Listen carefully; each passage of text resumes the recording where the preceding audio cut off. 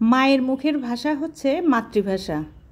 আর আমার মায়ের ভাষা হচ্ছে, শোন তোরা যে এই যে দামি দামি কাপড় চোপড় কিনে আলমারি ভরে রাখিস, এইগুলো কিন্তু কোনো কাজে আসবে না।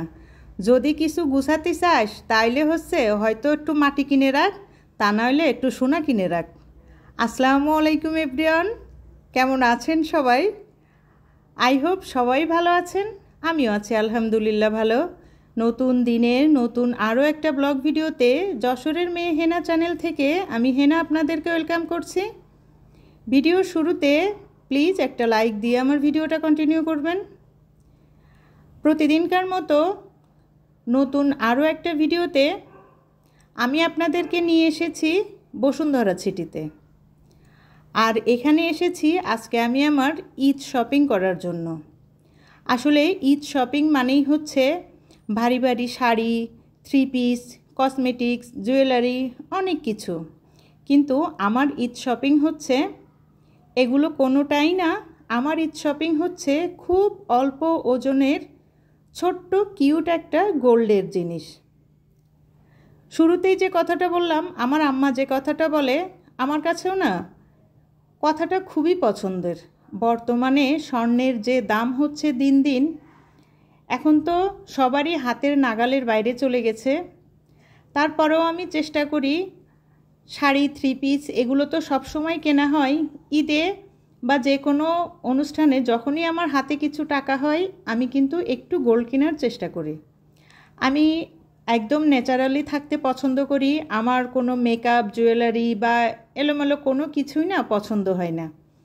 আমি কখনো যদি রেডি হই, খুব সিম্পল একটা শাড়ি বা থ্রি পিস, সঙ্গে হালকা কিছু গোল্ডের জিনিস, বাস, ওকে।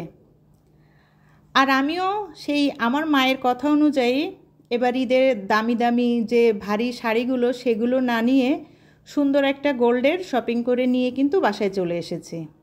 আর এই তো দেখেন, আমি কিন্তু যখন দোকান থেকে এটা পারচেস করতেছিলাম তখন কিন্তু আমাকে একটা গোল্ড কালারেরই বক্স দেওয়া হয়েছিল, কিন্তু আমি পরবর্তীতে সেটা চেঞ্জ করে একটা রেড কালার বক্স নিয়ে এসেছি। কারণ গোল্ডের জিনিস সবসময় না রেড কালার বক্সেই সুন্দর লাগে।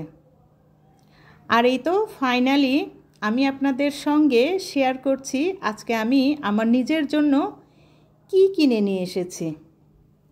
আমার কিন্তু অনেক পছন্দ হয়েছে। আপনারাও সুন্দর একটা কমেন্টসের মাধ্যমে জানাবেন যে আসলে আমার পছন্দটা সঠিক নাকি। এই তো খুবই হালকা ওজনের একটা চেন।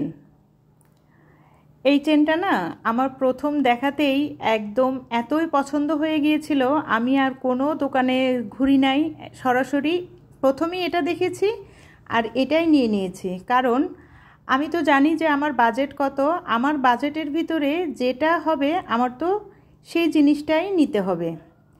আর বসুন্ধরা সিটিতে গোল্ডের যে ফ্লোরটা আছে সেখানে গেলে যে কোনো মানুষেরই মাথা নষ্ট হয়ে যাবে। আমি ভাই ঈদের আগে আমার মাথাটাকে নষ্ট করতে চাইনি, যার কারণে প্রথম দেখাতেই আমার বাজেটের ভিতরে যেটা হয়ে গেছে আমি কিন্তু ঠিক সেটাই নিয়ে চলে এসেছি।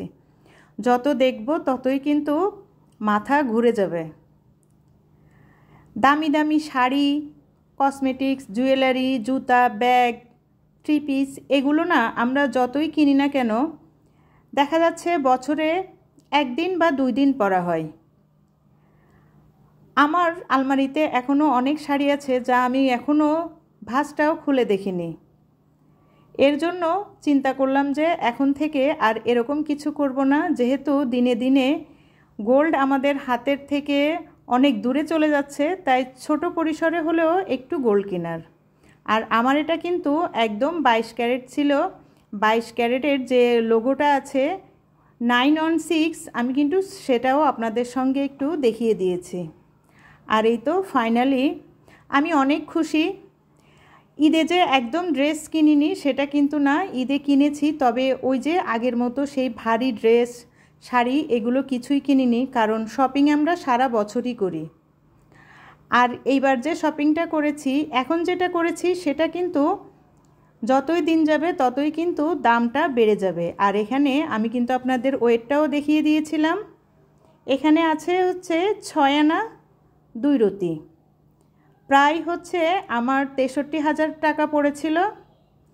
তবে আমি কিন্তু পরিচিত হিসেবে আমার মজুরিটা একটু কনসিডার করা হয়েছিল। আর এই তো দেখেন খুব সুন্দর 2টা ব্রেসলেট নিয়ে এসেছিলাম। আর আমার বরাবরই পাথরের যে কোনো জিনিসই আমার খুব পছন্দ। আমি এই তো দেখেন ডায়মন্ড কাটের অনেকগুলো রিং নিয়েছিলাম, ছোট্ট কিউট এই কানের দুলটাও নিয়েছিলাম। আমি জানি না আজকে আপনাদের ভিডিওটা কেমন লাগবে বা আপনারা কে কী মনে করবেন, তবে আমি সব সময় মনে করি যে আজকে আপনি যতই দাম দিয়ে ড্রেস কিনেন সেটা কিন্তু 2 দিন পরে কেউ জিজ্ঞাসাও করবে না যে এটার দাম কত। কিন্তু আমি যে জিনিসটা কিনে নিয়ে এসেছি এটা কিন্তু যত দিন যাবে ততই দাম বাড়বে।